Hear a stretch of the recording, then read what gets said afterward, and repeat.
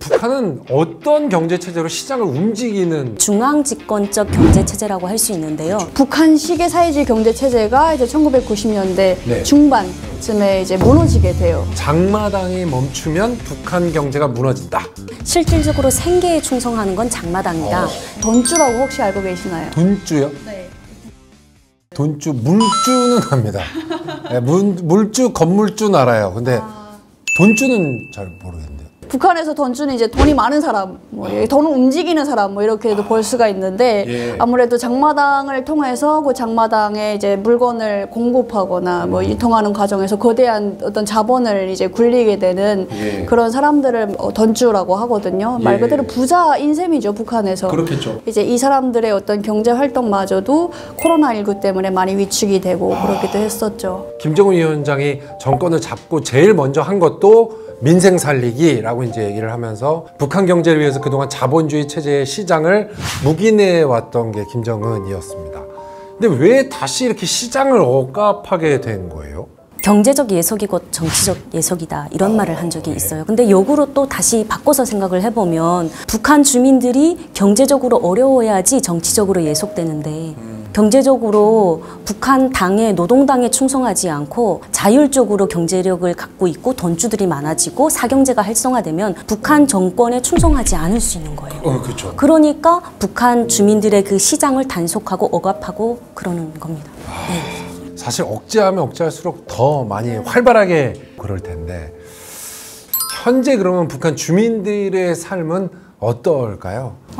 이제 코로나 이후에 간혹 뭐 주변에 이제 북한이랑 연락하는 분들의 이야기를 들어보면 정말 많이 어려워졌다라고 하더라고요. 그래서 예전에는 중국을 통해서 뭘 해서 이제 먹고 살아갔었는데 이제는 너무 어려워지다 보니까 탄광을 나가는 게 이제 조금이라도 밥을 준다. 그러니까 어쨌든 그 밥을 먹기 위해서 뭐든 한다 이런 식으로 이제 바뀔 정도로. 근데 이제 그것마저도 안 되는 사람들은 그냥 속수무책으로 굶거나 이런 경우에 처해 있다라고 하더라고요. 최근 코로나 상황에는 딱 폐쇄되면서 어려웠던 게 돈이 있어도 살 수가 없다는 거예요.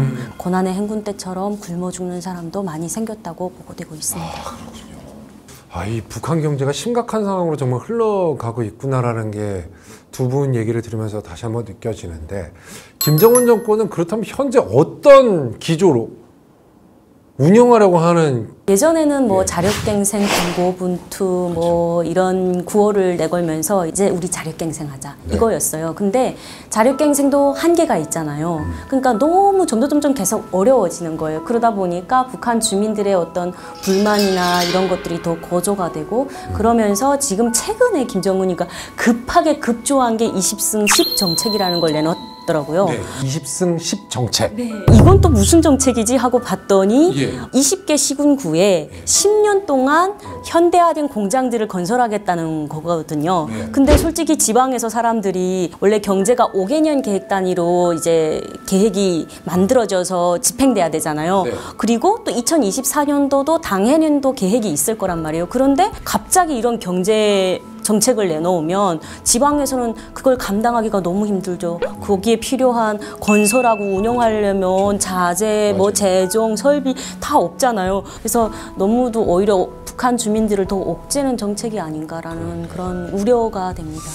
그러네. 북한 주민들은 지금 굶어 죽고 가고 있는데 현대화된 공장은 누가 만듭니까? 그죠? 이 지금의 경제난을 해결해 줄 수 있는 출구가 딱히 보이지 않는구나라는 게 더 답답한 것 같고요. 민희 씨는 탈북 직전에 북유럽에서 파견 노동자로 일을 했다라고 이제 얘기를 들었는데 일단 수익이 날 거 아니에요. 그게 이제 본인한테 남는 돈은 한 어느 정도 되는 거예요? 제가 일단은 얼마의 월급을 받고 일했는지 저는 아직도 모르고 있어요. 네. 그러니까 아예 몰라요? 네, 외국인 고용주가 저를 얼마에 고용했는지를 제가 모르는 거예요. 일단 저한테 온 돈이 한 150 내지 200유로 정도 한 달에. 150에서 200유로? 네. 그러면 한 20만 원? 네네. 하루에 한 10시간 정도, 11시간, 네, 그 정도 일을 하고. 11시간 일하고 20만 원을 받아요.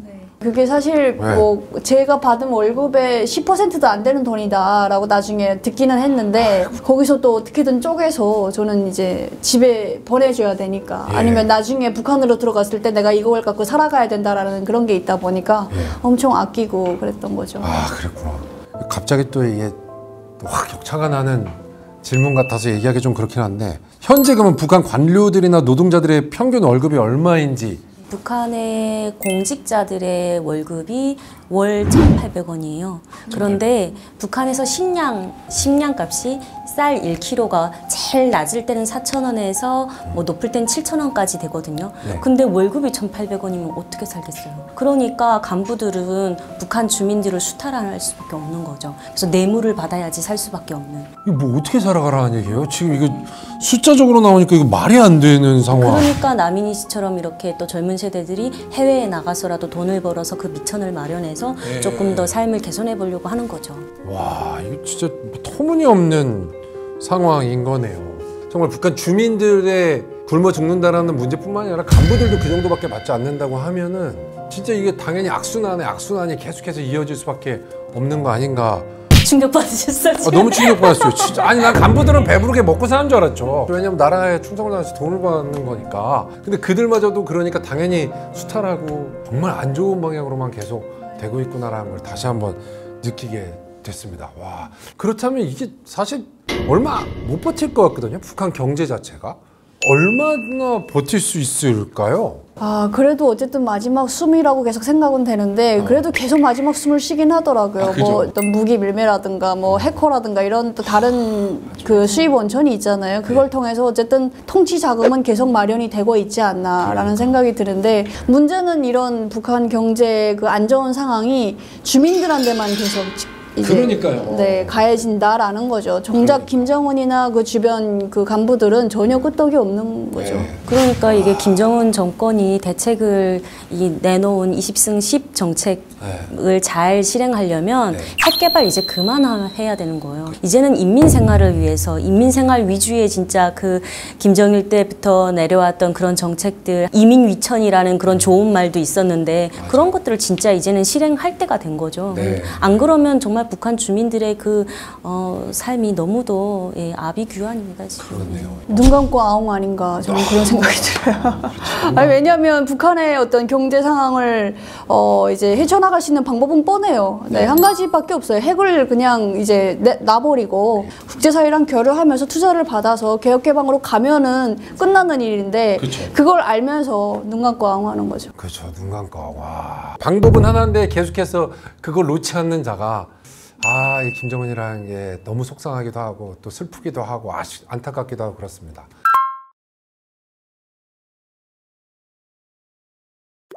이제는 뭐 두 분 다 한국에 온 지 꽤 많은 시간이 흘렀어요. 언제 이렇게 넘어오길 잘했다라고 생각이 드세요? 저는 이제 어떤 제 이름으로 뭔가 할 수 있다? 그러니까 이게 그 작년에 제가 이제 그 집을 자그맣게 이제 집 마련에 성공을 했는데 네, 그러니까 북한에서는 애초에 내 집 소유한다는 것 자체가 불가능한 거잖아요. 토지는 기본적으로 국가가 갖고 있으면서 이용권만 이제 북한 뭐 주민들이 사고 팔고 하는 건데 거주권만 그런 기회들을 겪으면서 이럴 때 내가 정말 열심히 살 보람이 있다 이런 걸 느낄 때가 한국에 오길 잘했다 싶은 것 같습니다. 네. 잊지 못할 순간이었을 것 같아요. 네. 대표님은 언제 잘 넘어왔다라고 생각하셨어요? 저는 일단 학교를 가서 공부도 하고 내가 마음껏 대학교로 지나갈 수 있다는 게 좋았어요. 그리고 북한에 있었으면 가고 싶은 대학에 성분이 나쁜 사람들은 못 가거든요. 그런데 대한민국에 와서는 뭐 대학교도 마음껏 갈 수 있고 또 직업도 자유롭게 선택할 수 있고 해외도 마음껏 갈 수 있고 대한민국 여건 하나면 해외에 갈 수 있는 나라가 너무나 많잖아요. 그런 자유 그렇군요. 어느덧 저희 오픈북 이제 마칠 시간이 됐는데 두 분은 어떠셨습니까? 먼저 남현 씨부터 얘기해 주시겠어요?